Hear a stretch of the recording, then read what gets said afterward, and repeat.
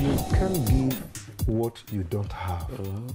When you are talking about integrity, you are really talking about the real person, who that person is.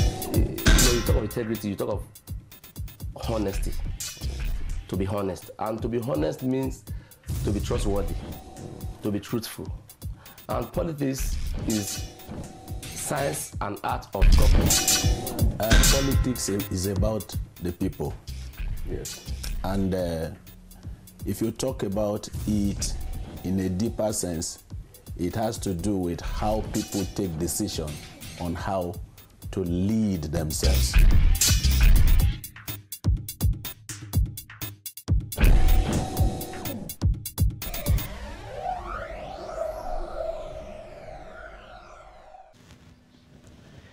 It's good to know you are there, and welcome to another edition of Christians in Politics.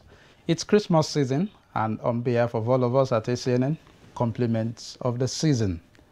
Today, we shall continue from where we left off last week, and the focus is youth's participation in politics and governance. I am Korede Akitunde. I have two of my guests online today. They are both young Nigerians who are not vying for any political positions, but in support of different candidates. I have Mr. Laulu Abimbola. He's a political analyst too. Mr. Laulu, welcome. And I have Mr. Samuel Laliko, a lecturer and also a political analyst. We welcome you. Here in the studio, I have Lucky Sheo, co-founder of Southern Kaduna Political Group and the Centrium Initiative for Development and Fundamental Rights Advocacy. You are welcome, sir. Thank you very much. Thank you. Yes. During the past week, there was a conference of all young political candidates at Abuja tagged The Convergence, organized by the Not Too Young to Run movement. This conference brought together 400 young candidates from different political parties contesting for the 2019 general elections. Let's take a look at this clip from the event. The discussion will continue shortly.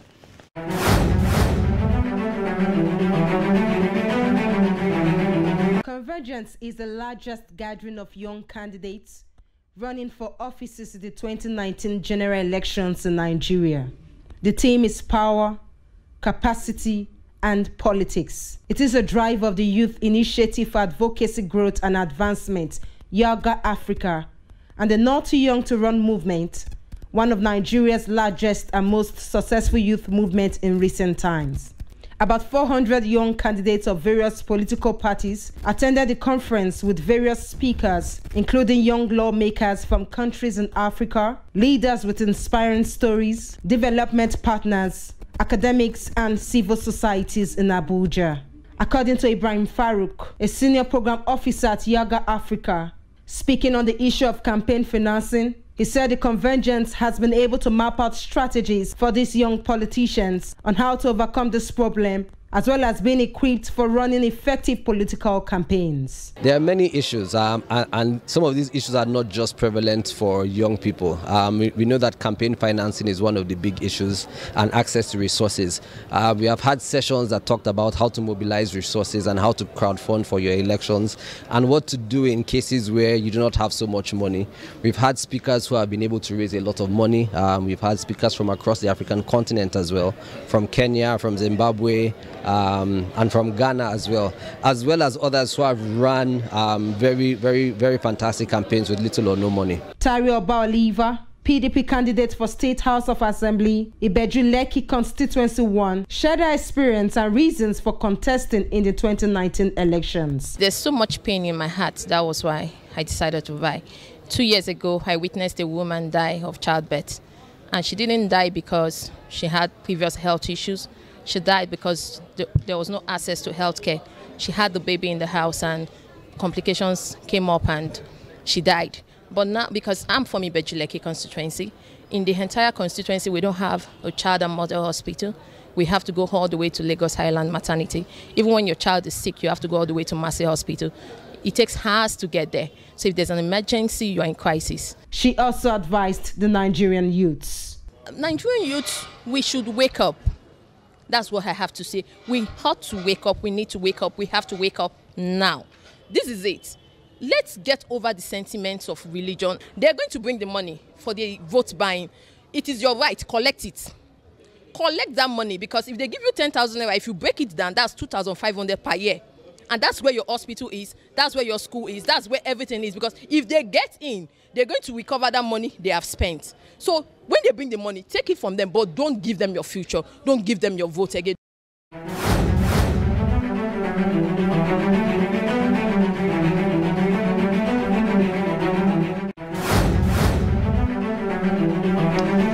That was the Convergence. Discussion today will be based on the 4 C's of board leadership, and that is which is applicable to governance. They are competence, courage, character, and credibility. Let me start with my guest in the studio. Mr. Lockett, do you agree with a political leader having these 4 basic leadership quality? That's competence, character, courage, and credibility. Of course, any leader needs these characters. For you to lead a heterogeneous country like Nigeria, you must need these characters. But unfortunately, we found ourselves in a situation whereby of the over 180 million people, Nigerians are still crying for such a leader. We have to ask ourselves this question: is it that we don't have them around, or we've not been able to identify them within our society today? These are the questions we should be asking ourselves right now. As a country, don't we have such leaders existing in our country? Of course we do. But the ability to identify these leaders in our society is what we as Nigerians must do, especially in the 2019 election. Okay. Let me go to Mr. Laulu. If you can hear me, do you see the candidates that we have, or the young ones that we have, or do you also subscribe to any political leader having these 4 characters? Thank you very much, Mr. Korede, for this. Let me immediately greet all Nigerians who are watching this laudable program. I say thank you very much for having me among this program, and I'm very happy to see an old friend and my Facebook rival take us on really good. And I will see you if you go back. Now to your question. I'm one of those who strongly believe that Nigeria, let's speak to the facts. The fact and on paper, you say you have confidence on character and credibility. Absolutely. But in Nigeria, there are 2 C's you've experienced, and those 2 C's are very key: corruption and charisma. Now, in Nigeria, for you to be a political leader, you are most likely by that entering that office with the intention of enjoying life office, not because you had any intention to create the desired change that the Nigerians need. And so what do you need? Charisma, to be a very fantastic orator, to analyze situations the way they are. And we have a lot of young Nigerian youth who can do that in such a way that any of us could be the president of the country. So when you look at those that keep blind in the 4 you've mentioned, they need to be removed first of all. The PCs can function in the country. And unfortunately, I'm one of those people who, while I believe in giving youth the chance to take over the realms of leadership in the country, I am one of those people who also agree that the youth are not yet ready. and you are not really necessary. So, most Nigerians, you ask yourself, are they credible? What's the definition of credibility of a Nigerian? Okay. If you look at 2019 election is coming, and if you agree with me, we need to start looking at. We already have the primaries drawn. We have the candidates on ground.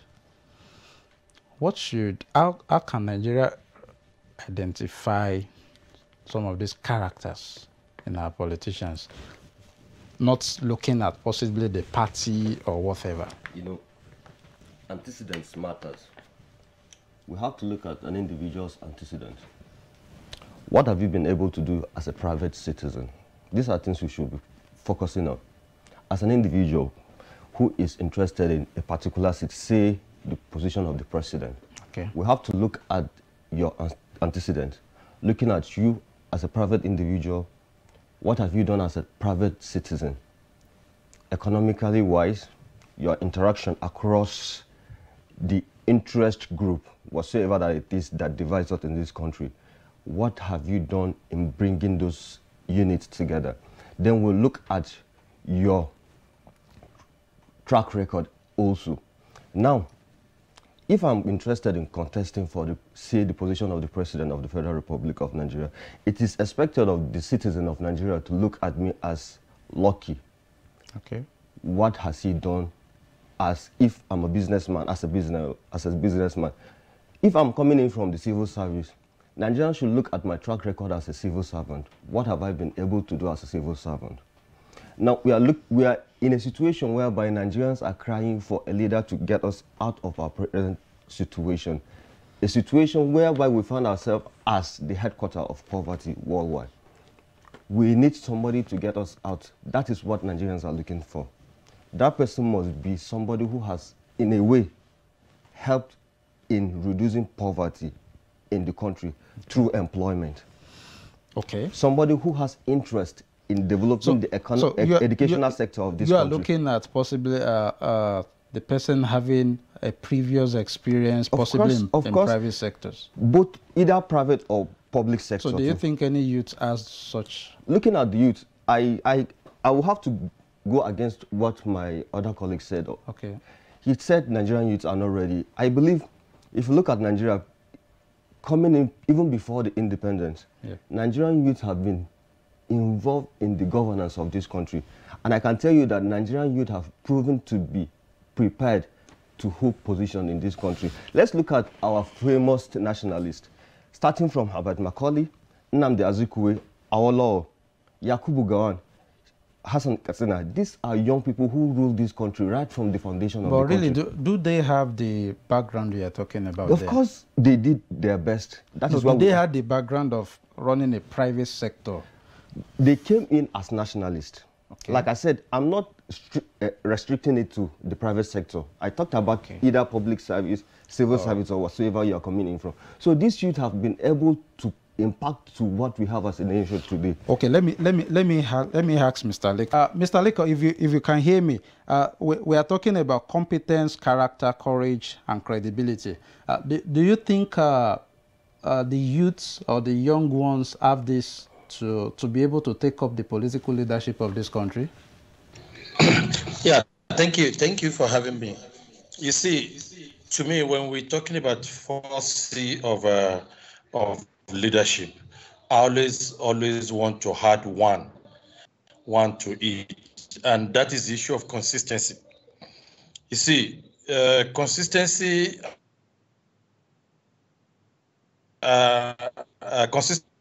If care is not taken, there are bad things that can happen to leadership if they are not taken correctly. The truth of the matter is, whether we like it or not, and is the fact that I do not think we as Nigerian youth are basically ready for leadership. Because you realize that in terms of the way we actually carry ourselves, we are not consistent. And I have a little bit of challenge when we are talking about the 20th century and we are making reference to what happened in the 1960s or 70s when it comes to leadership. When it comes to modernization and technology, we do not want to talk about those guys. Because in the 1960s, in the 1970s, you and I cannot we cannot connect in the ways we are talking now. There's nothing like Skype. We don't have cell phone that will give us connectivity. So it is not enough to use that time to justify why the youth are ready. One thing that to make the youth to be ready in Nigeria, our constitution has to change in terms of the electoral funding law. Okay. For instance, I want to contest. I know that I have the credibility to be governor of Ekiti State. Where do I have the billions of dollars, if not, billions of nairas, if not dollars, that I will use to actually campaign? In South Africa, where I live, people can easily do crowdfunding and crowdsourcing. But you cannot do that in Nigeria. Nigerians will not want to part away with their 1 naira. especially when it comes to politics. Politics. Because even we the youth, we do not trust ourselves. I don't really think we are necessarily ready now. There are still a lot of things that need to be put in place. And until we put those things in place, I don't think we are ready to move forward as the youth. Okay, okay. You want to respond to that? Talking about we being prepared or not. Yeah. Yeah, I actually cited an example of leaders of the past. Now I have to start from this dispensation. Let's talk about the Fourth Republic. During the Obasanjo era, we had young guys who performed well. I'm talking about the likes of Frank Nweke Jr., a very young chap who did very well as a minister. We had Chukwuemeka Chikelu, also a very young chap. He did his best as a young minister. Coming further, in the last local government election that happened in my state, Kaduna, my own ward in particular, a young chap who happens to be a member of the big political parties as we have, the 2 major political parties, one of them, showed interest for a particular position, a councillorship position. This guy was shifted because he doesn't have the financial muscle in that party. You know what this guy did? He left for a relatively unknown party in that part of the country. Okay. Contested. He got the youth with him. They mobilized, and this guy won his councillorship position in a very stronghold of one of these big political parties. This was made possible because of the willingness of the youth to bring to him. That talks about what? Our ability to come together as youth. So as far as I'm concerned, as youth, the youths of Nigeria are prepared. Let's look at the civil society organizations that we have around. Most of the CSOs we have today are run by young people. When we talk about governance, we are not only focusing on government itself. Pressure groups form what we call governance because they influence the decision of government. And most of the CSOs we have today are run by what? Are run by youth. Are you talking about Clean Foundation? Yaga itself. We just watch a clip by one of its programs. They are run by young people. These are people who have shown themselves to be capable of moving this country forward. Our issue is identifying these people. How have we been able to identify these people even in our society? How have we been able to stick to them? Just as I gave an example of the guy that won in Kaduna. How have we been able to mobilize around them, not minding the fact that they don't have money? But they believe in their credibility and their support base. These are things we should be focused on. Okay, let's talk about Mr. Lekom started one of the questions I was about to ask. That is the issue of politics and finance, yes, and especially for youth. Mr. Laulu, what will you think that the youth can do? How do you think the youth can overcome the issue of finances? Just like Mr. Olaleko said that a lot of youth or a lot of Nigerians cannot part away with their 1 naira to politicians. What do you think should be done? Okay, thank you very much. I personally believe that there is a clear difference between leadership and politics, even though they have a meeting. You have a lot of very credible youths who are incompetent to play in the political sphere. So there's a difference in you being very good and you being very great and you knowing what to do. And there's a difference in you being capable to do it as a politician. In Nigeria today, we have a lot of credible youth. I'm trying to not speaking here, we have a measure of but competence is even why we're not thinking about how campaigns that will ensure that the credible ones are amongst us and are competent stand out. First of all, funding for political campaigns in Nigeria is expensive. And we've said it over and over again. It's high time the government and law makes it very easy for youth of particular age threshold to get forms into political office little. And it goes back to what Lekon said. If those are not put in our electoral laws, it still makes it difficult for you to fund it. However, must all of us run to the office then for us to make a change? Must all of us want to be governors to make a change? Want to be House of Reps members to make a change? No. What have we done? How have we raised funds to actually create national change that will make people know we're ready for the political office? How many of we young guys drive crazy like madmen on the road? How many of us take one way? You are taking one way. You drive in very you defecate and you come and say you want to be a governor. You end up being same old. So it's not about money. If people see you making a change, if people see you doing the right thing, they will stand behind you and fund you. It's not when it's campaign that you come up and you say, I need funding. For me, it hurts me. It just tells me when it's ready. Sorry, I said that Nigeria is not ready. Nigeria is not ready. The time we see a leader who is interested in the change from the rudimentary levels, money will back him up. One of my bosses told me something. He says, when a man's opportunity comes and he's not prepared for it, his opportunities to make a fool of him. I remember when I was in school, Lekon and I were politicians in school. Some of us we worked with credibility. We didn't win elections and being necessarily popular, but people knew that we had a purpose. And wherever you go to, our name will always precedes us. So the people fund my campaign in school. Yes. Did I have the cash to do it? No. But your credibility will stand you out. So but do you think that is possible in today Nigeria? I mean, currently, we are even more running after the money. Very possible. I'm telling you, when the Nigerian youth decide to break away from the norm of how our fathers have destroyed our nation through corruption, through using politics as a siphon for taking the wealth of the nation and destroying it, you will see people standing behind them. And Nelson Mandela did just come up overnight and say he wanted to enact change. He stood for something. What does the average Nigerian youth who is going into politics stand for before he says he wants to be governor? I don't know if for anything. Then you come online and you tell me to pay you 20,000 naira to support you, or 5,000 naira to support you. And I'll say for what? I'll say for what? Because you end up being same old.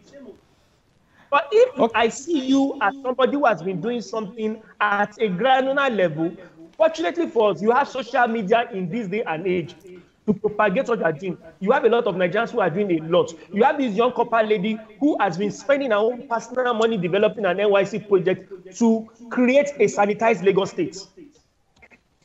Now, such people, when she went on radio and I heard her initiatives, nobody told me before I picked up my phone and I donated. If she tells me tomorrow she's going for a commissioner, or she's going for a minister, or she's going for a governor, I will put my weight behind her. Why? Because I know this is somebody who, when she gets there, she has the interest of the nation. Today, we have people who go into political office for personal reasons and for selfish ambition. Even those who don't know they have, end up getting the answer. But let me hang up with our legislative is. Let me get Mr. Leko's point of view to this. You've said that the youths are not ready. Now, we have a lot of youths going for different positions. Well, I almost know that you are not supporting a young candidate anyway. So do you think that, do you support what, what Mr. Laulu just said now? You see, very, absolutely. In the sense that if you look at the way my learned colleague on your side made mention of somebody in Obasanjo's regime who happens to be a minister. One of the challenges that I think that we have as youth is the fact that we are not cutting our cloth according to our size. Okay. You see, we have a lot of challenges in the country that we cannot, the executive alone cannot solve that problem. Most of our youth, they want to contest for governors, they want to contest for president, they want to contest for chairmanship, they want to contest for all these things. In some other countries, I would have expect those youth to actually start from the grassroots of the political party. We used to compare Emmanuel Macron or some another youth. Yeah. Yes. This Macron, the way things are done in France is different from the way things are done in Nigeria. In Nigeria, there are 3 different political parties, whether we like it or not. APC, PDP, and others. Now, imagine some of these people. I wouldn't call people like Yele Sowore, Mogalu, and all these guys. I wouldn't call them youth. They are no longer youth. They are actually getting out of the bracket of what youth used to be. Wole Sowore, by next year, February, is going to be 48 years. You can't put that person under the bracket of youth, even though he's not old. He's already in the midlife. Okay. The same thing to Mogalu, the same thing to Obi Ezekwesili. They are not old. They are already in the midlife. But our youth that I'm talking about, I would have expected them to actually go and take over of the youth wing of this reigning political party and walk their way up from there. Okay. If we look at Malema today, Malema of South Africa, that many of us in Nigeria know and used to reference, Malema started from age 9. He started being in politics from age 9. That was in 1990. Go and read the antecedent of Malema. He is always at the forefront of everything at that age. By the time he got to 22, he was already popular in the country. His consistency has been made known. But here we are in Nigeria. You see a banker whose source of wealth cannot be explained, coming out that I want to contest for the governorship of a particular, or I want to contest for of parliament. These people should go and sharpen the law that I don't know the English word to use, but the law that brings together their political parties. Help their political party formulate policies that we can use to govern the country. Sometimes leadership happens from the back, not always from the front. Okay. This youth can be think tank and work themselves up. That is my view on how we the youth.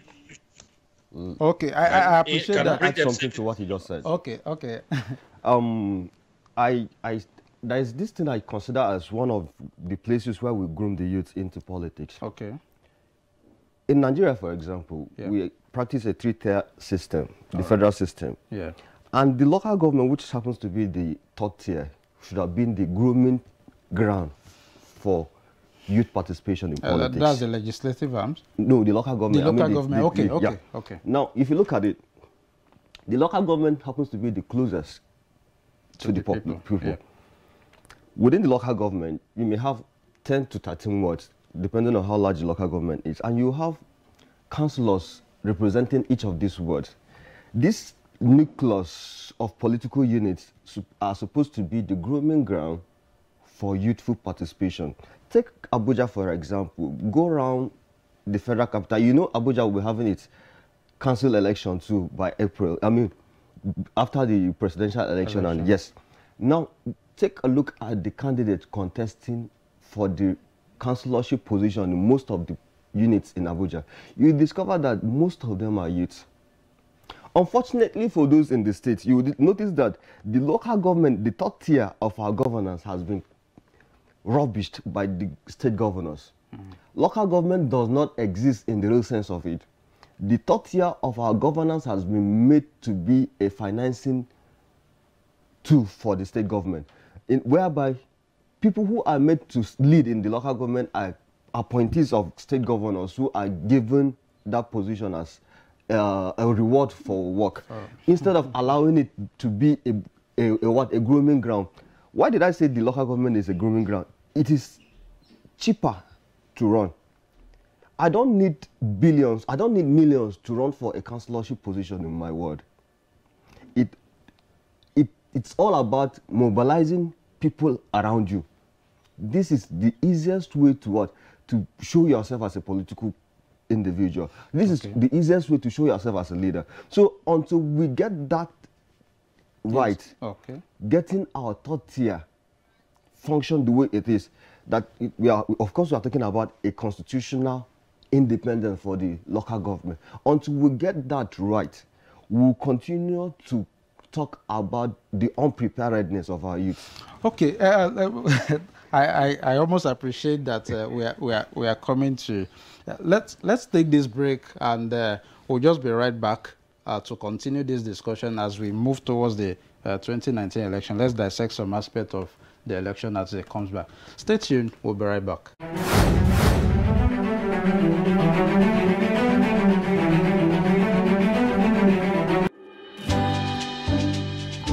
We want to thank you for always tuning in to our numerous value-adding and impactful programs. We cannot overemphasize your comments and views on our social media platforms. They've been really encouraging and shaping us to do better. My name is Samuel Iyola. In the course of improving our quality and coverage, we have upgraded our broadcast format from MPEG-2 to MP4. This is to improve the quality of the video you watch and also enable you, our esteemed viewers, to watch us anywhere you are in the world using your mobile phones. To keep watching ACNN, the simple step you need to take is to perform an auto scan on your HD decoder. If you don't know how to go about this, just follow these simple steps. Press menu on the remote controller of your decoder. Select installation menu. Press OK. Scroll down to auto scan and press OK. What you now have on your screen is the list of several satellite presets scannable on your free-to-air decoder. Just scroll down until you locate Intelsat 20 with angle 68.5 degree east and press OK.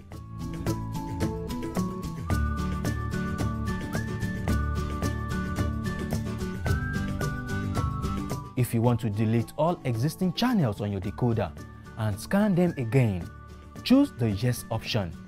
Else, choose No to add new channels to the existing ones. Press OK and sit back while your decoder scans through the available channels.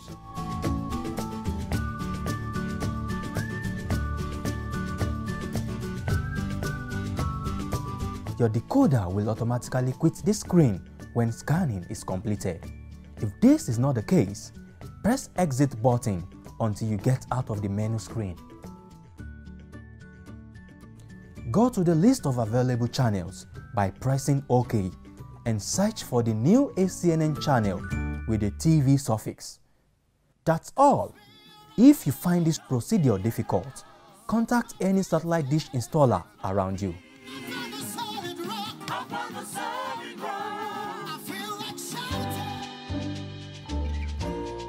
However, if you don't have a free-to-air decoder that supports this format, then you may need to get another decoder that supports this by contacting any satellite dish installer or vendor around you.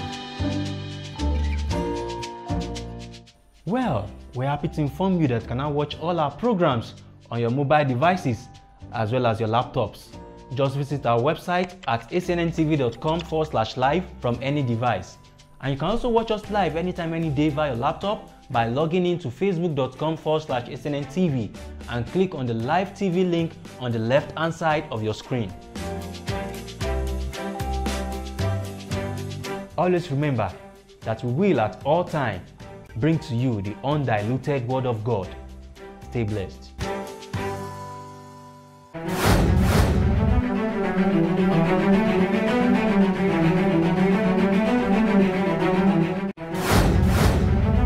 I have my guests, the two guests online, and that's Mr. Laolu Abimbola, and I have Mr. Samuel Olalikon. And in the studio with me is Lucky Sheo. Yes. Thank you for being there.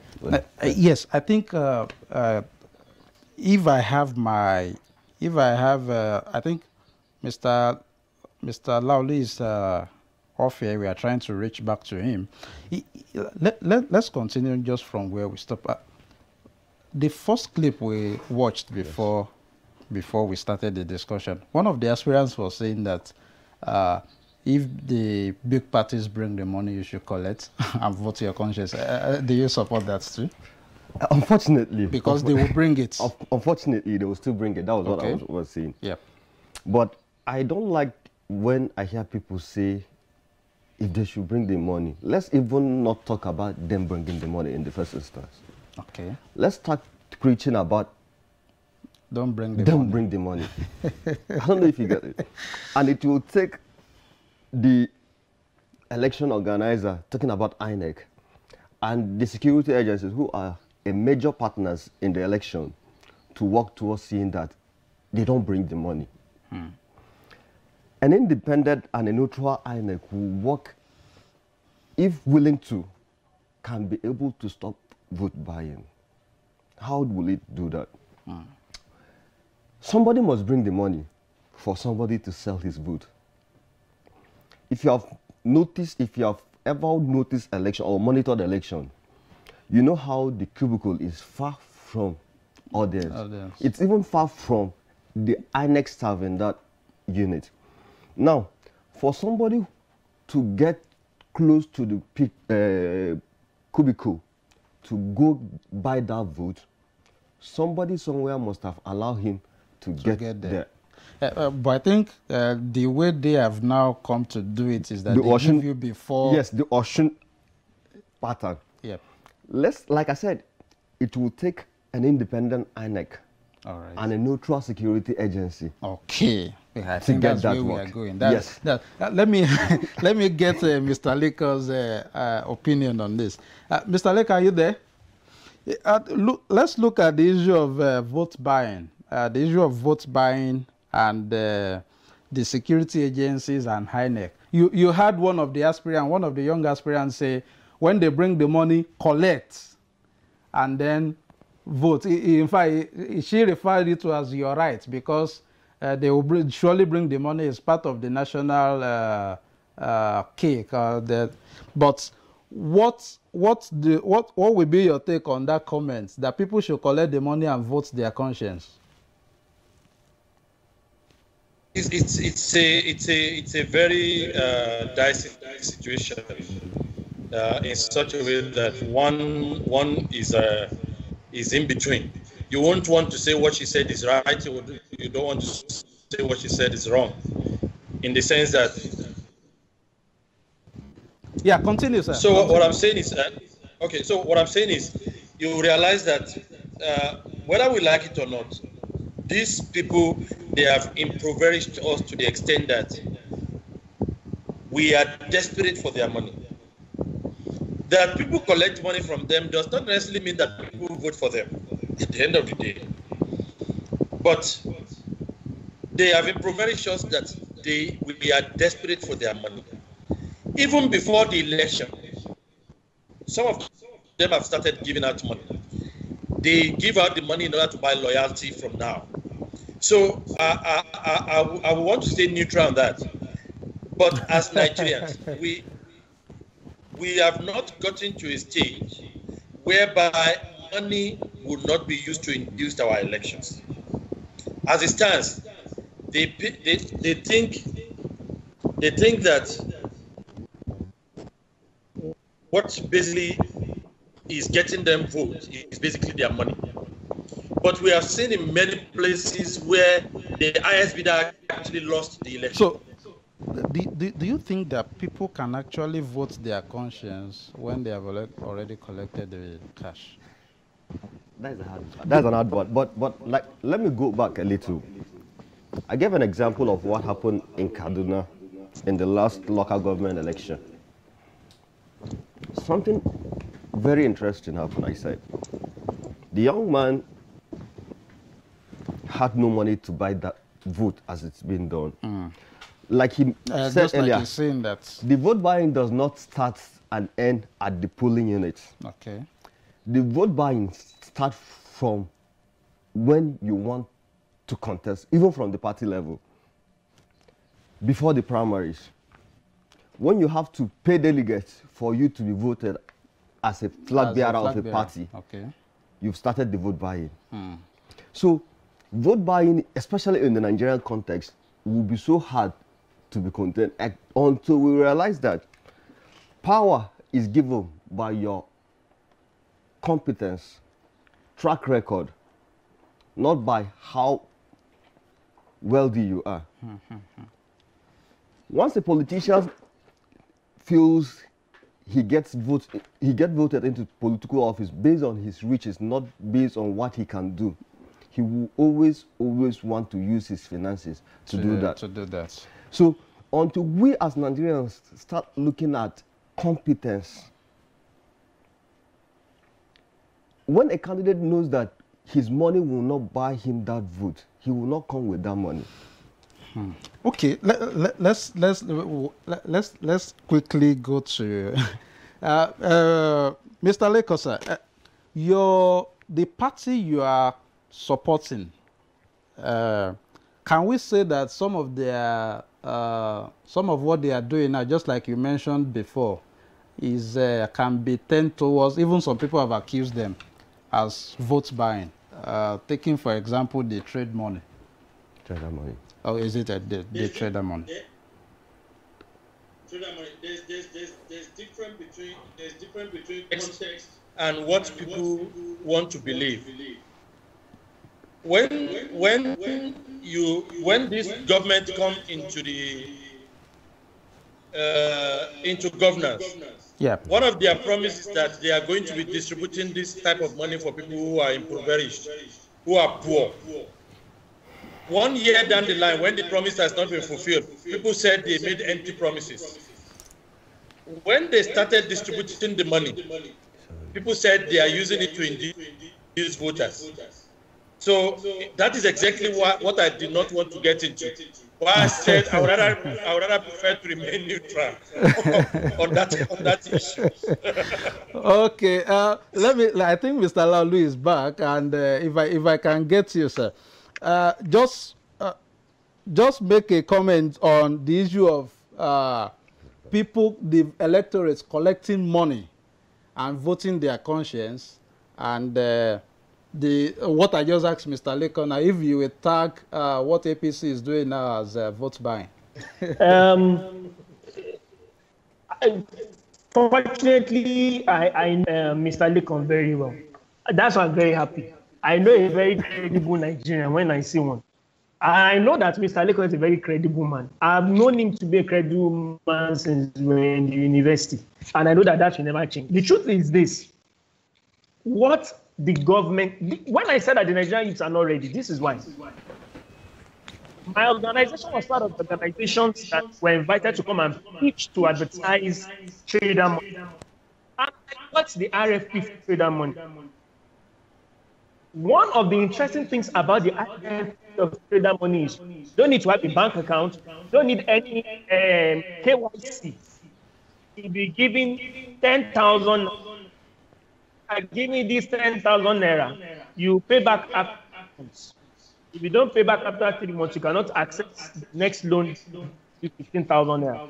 When you pay back your 10,000 naira after 3 months, the interest, you get 15,000 naira. You pay it back after the interest, you get, I think, 35,000 and 50,000 naira. And I laughed.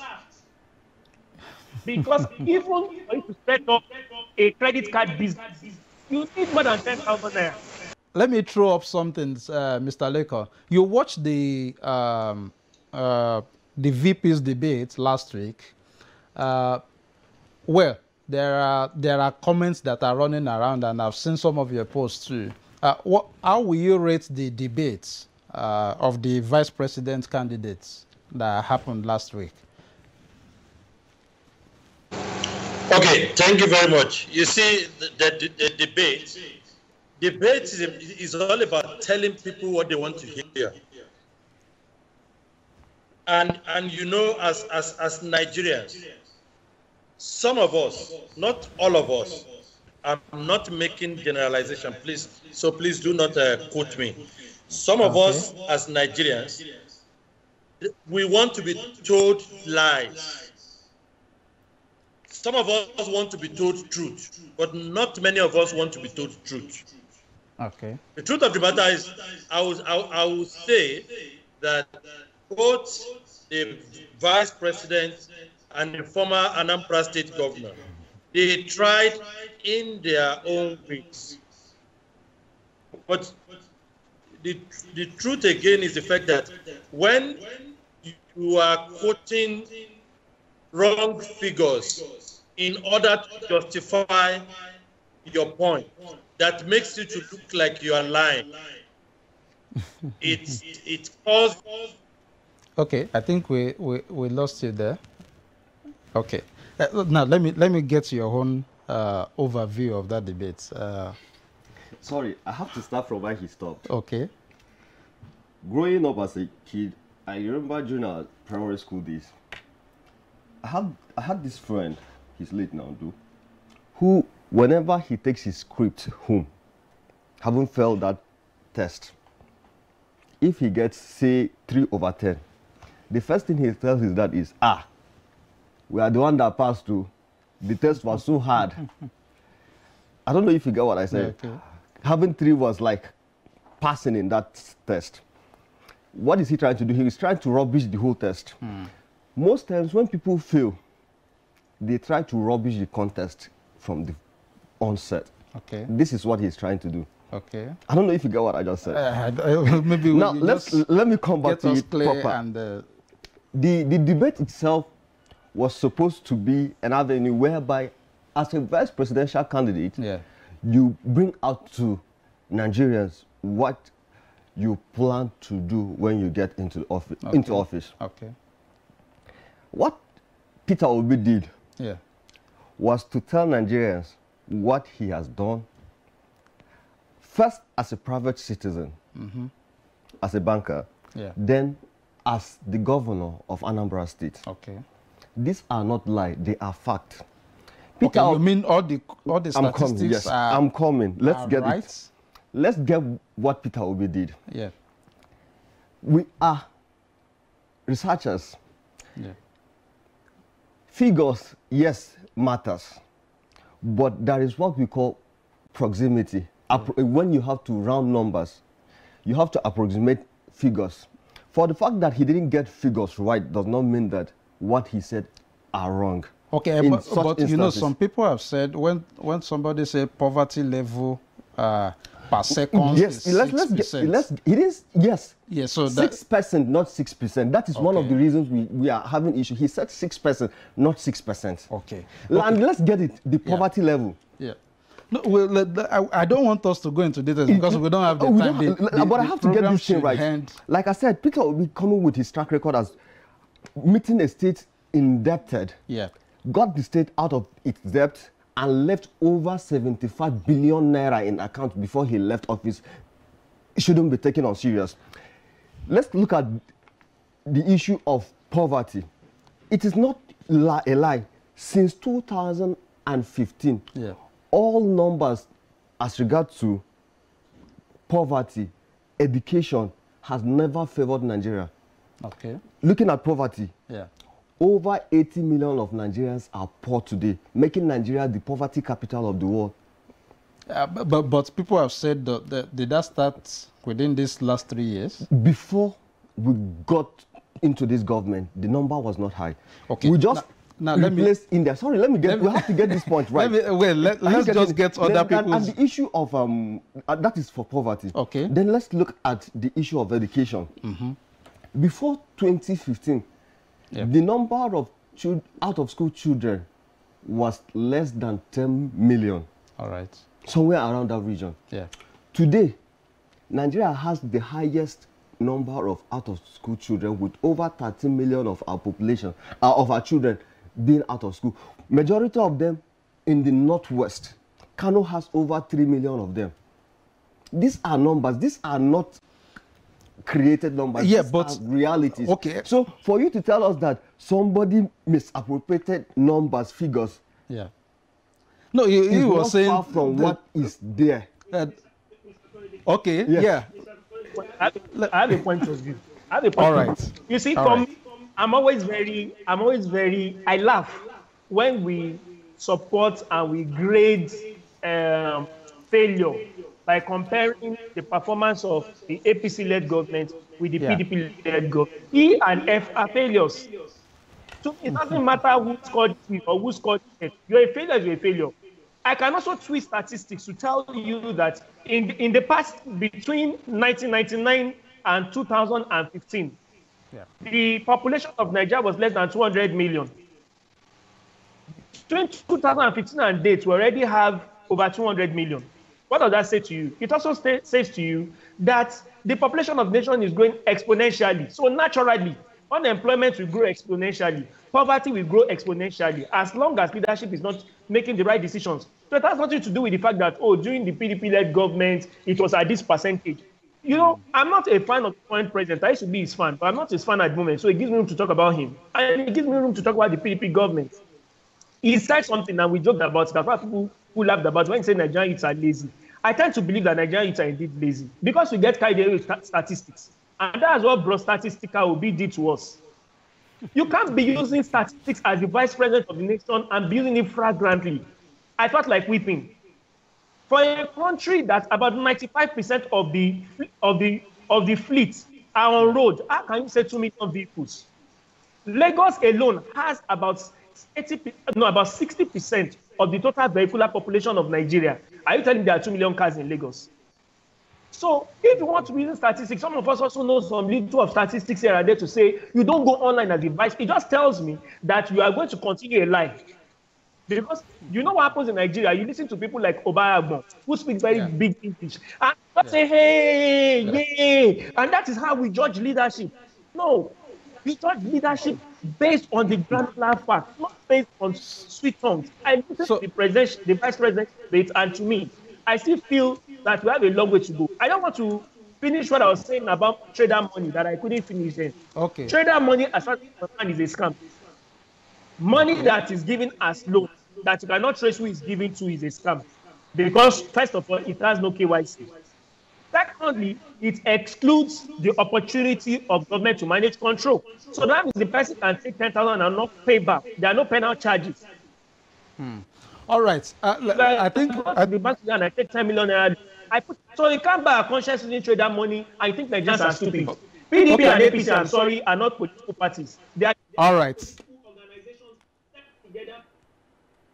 All right, so I think we just need to close the program. So, but before we close the program, in 30 seconds, Mr. Olaleko, can you just advise the electorate ahead of 2019? What do you feel that people should be doing now in terms of deciding who to vote for? Just in 30 seconds. I think people should basically try and look at where we are coming from and where we are. We should vote we should vote according to our conscience. But having said that, people should also realize the fact that we cannot allow those who once emptied our treasury to come back with the promise that they are going to replenish the same treasury that they emptied before. So it is up to people to decide. All right, thank you very much, Mr. Lalu. Let me just take your contribution in 30 seconds. What is your advice, sir? My advice for Nigerian youths, come 2019, is to start voting with your head, with your senses in the right place. It is not about the political parties who are trending. It's about the leader who is coming up to take over the reins of leadership. If you vote for a political party because it's popular or because it's big or because it's powerful, you've already voted your conscience. But if you vote the right people who you know, regardless of that party, that will come and create the needed change in the nation, then maybe we can start thinking about building a fresh foundation for the next 8 years. But okay, thank you very much. Let me take your in 30 seconds. Okay, truly, Nigeria is at a threshold.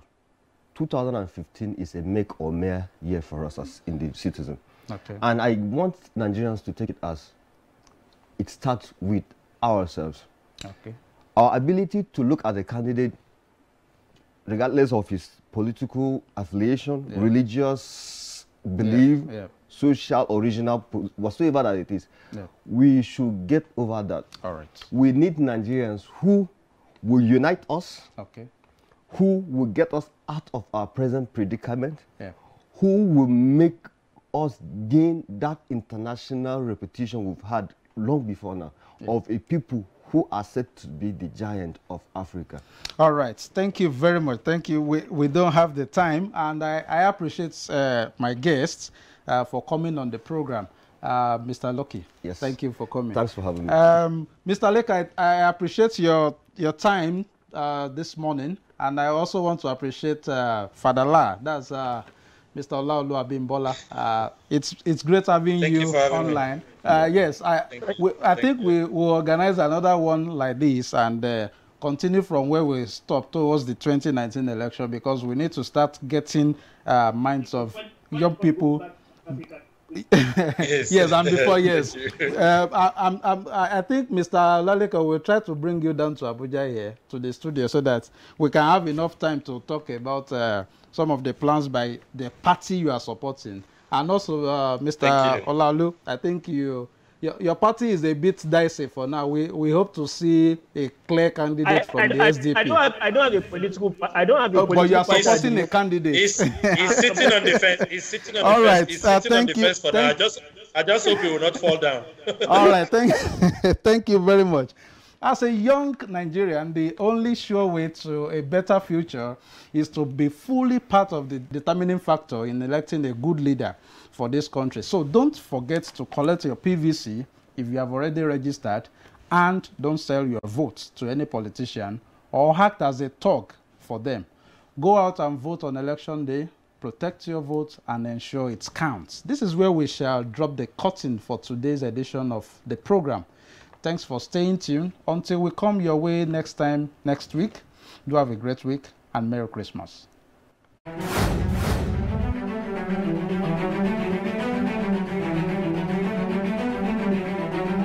The views and opinions expressed on this program are those of the guests and viewers and do not necessarily reflect the views and opinions of the Anglican Cable Network Nigeria, ACNN.